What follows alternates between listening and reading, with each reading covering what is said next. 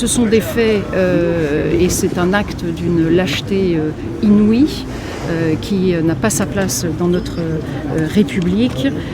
L'État ne tolérera pas de tels actes.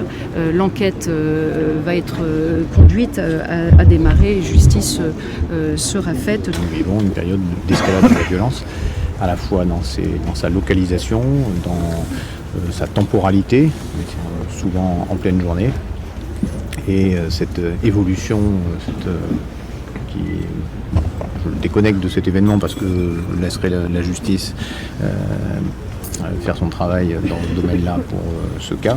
Mais par contre, effectivement, sur une montée de la violence, je pense que nous le reconnaissons tous.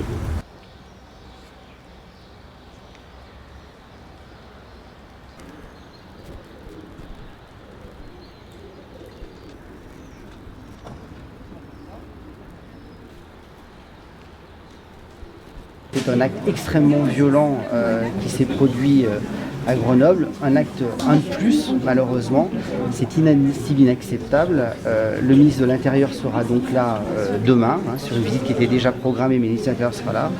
Le garde des Sceaux naturellement, avec qui j'ai échangé justement durant le voyage, s'associe pleinement et c'est l'engagement du gouvernement vis-à-vis de cette tolérance zéro de cette violence qui crée un véritable climat aussi très anxiogène pour l'ensemble de la population.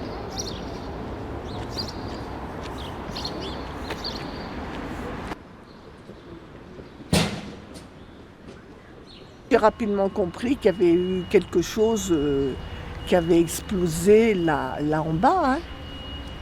Je ne savais pas quoi, mais... Et je ne pensais pas qu'il y ait eu tant de blessés et tout.